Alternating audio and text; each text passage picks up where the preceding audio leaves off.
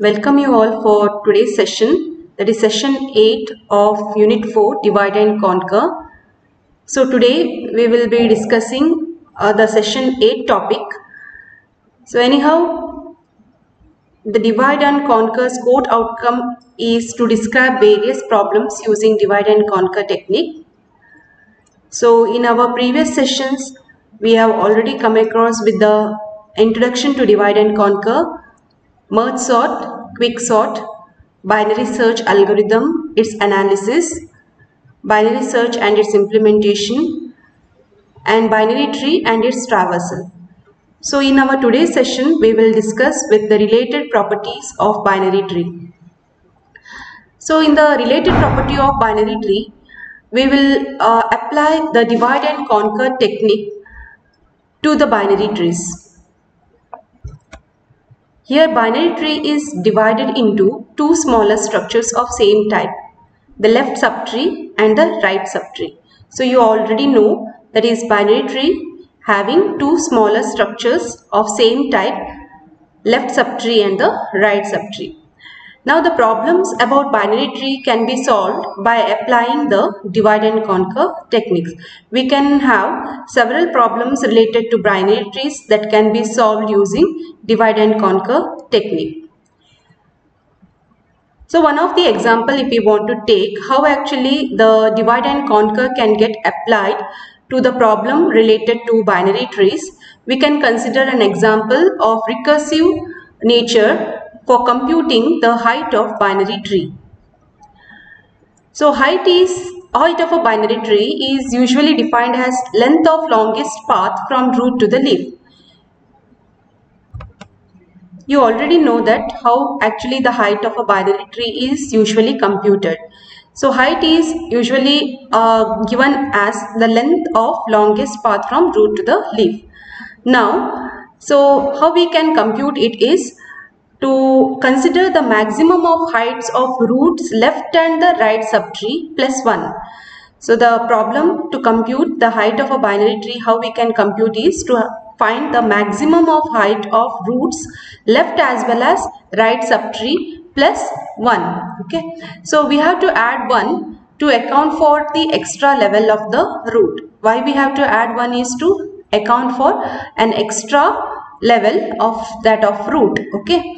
So note that it is convenient to define the height of an empty tree as -1. So for our convenience, what we do is we will have the height of empty tree considered as -1. Okay.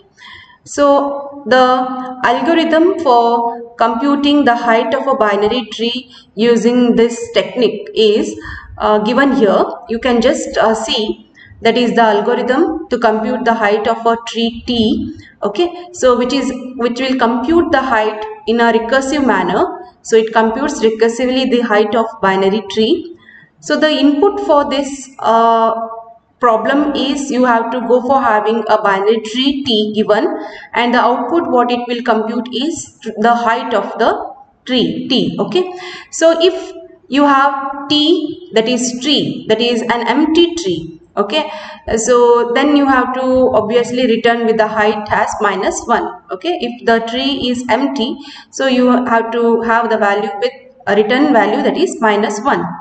Otherwise, what you have to compute is you have to recursively call the height for left subtree and for the right subtree.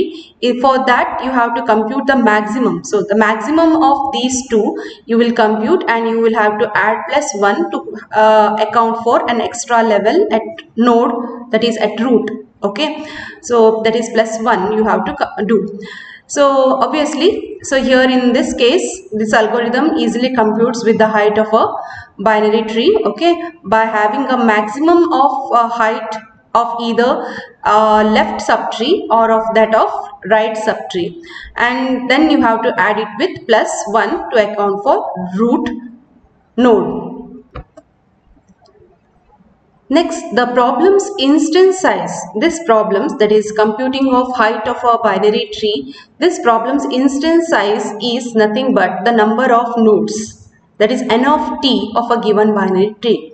So the size, problem's instance size is given by the number of nodes in a tree. Okay, so that is represented as n of t. Number of nodes of a binary tree is represented as n of t. So now in this problem, the number of comparisons made to compute the maximum of two numbers and the number of additions what we make, that is a of n of t, made by the algorithms are the same.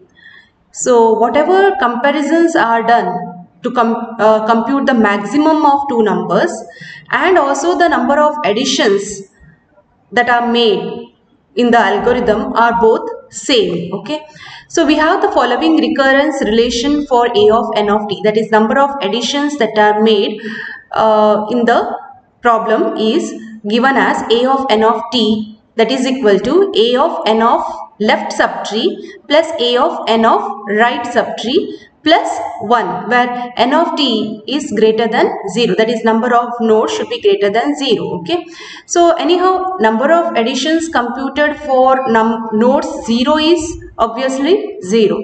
So this is an expression given for the number of additions done for the nodes for a tree T. Okay, so that you will compute as number of additions done for the nodes present at the left subtree and the number of additions done for the nodes across the right subtree, that also you take, and also you will add it with 1 to account for one node, that is the root node. Okay, so the next thing is the most frequently executed operation for this algorithm. Okay, so the most frequently executed operation you can notice for this algorithm is to check whether the tree is empty or not. You will check whether tree is empty or not in each cases. Okay, as and when the height function is called, recursively called, at the same time you check whether the tree has got to empty or what. Okay,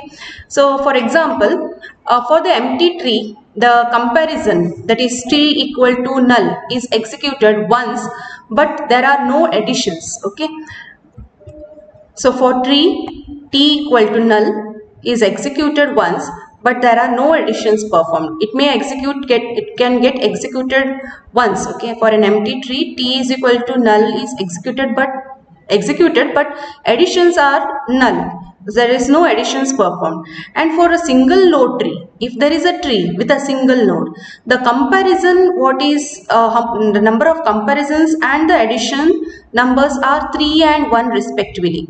So the number of comparisons done for a single node tree and the number of additions that are performed for a single node tree are 3 and 1 respectively. That is, for a single node tree, the number of comparisons are how much?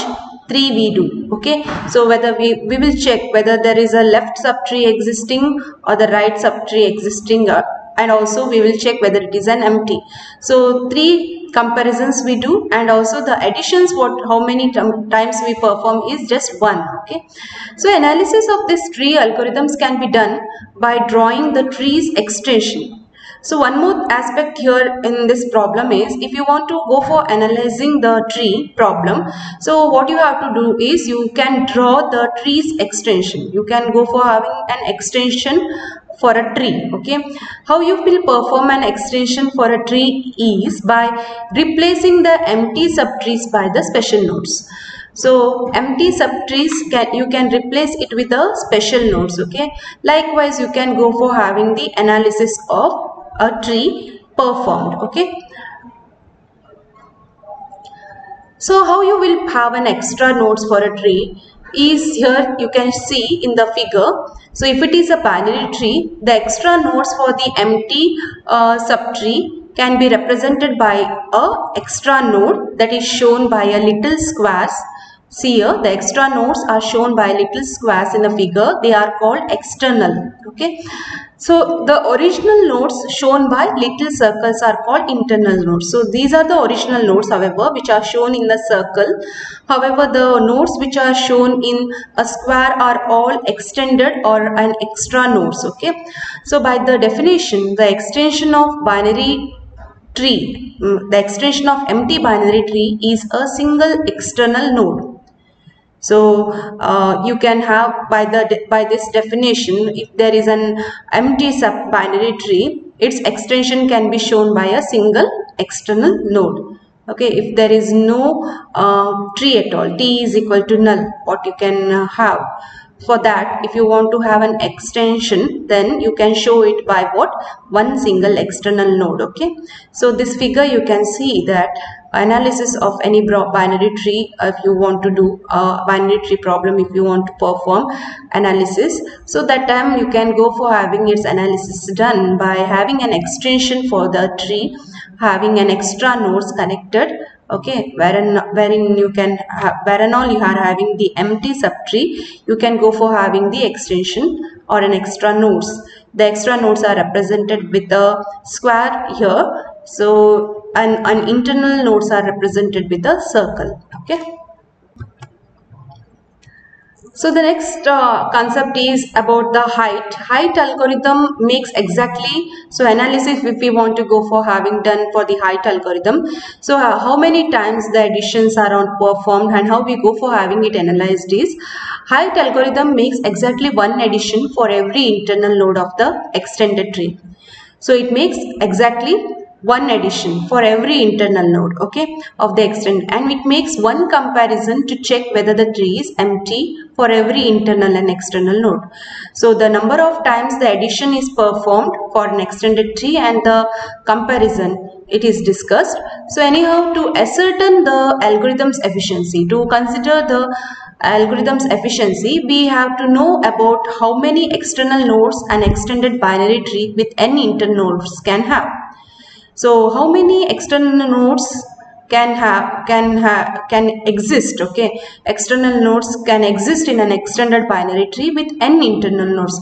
That is given by one expression, that is number of extra nodes that can get existed in an extended binary tree x is equal to n plus 1, where n is the original number of internal nodes and the number of extra nodes which can get exist is n plus 1. Okay, so number of extra nodes that can get exist is n plus 1. So in your previous thing you can see that, so number of n, that is number of original internal nodes is 4 and the number of extra nodes which can get exist is x is equal to n plus 1, that is 4 plus 1, you are having totally 5 external or extra nodes. Okay,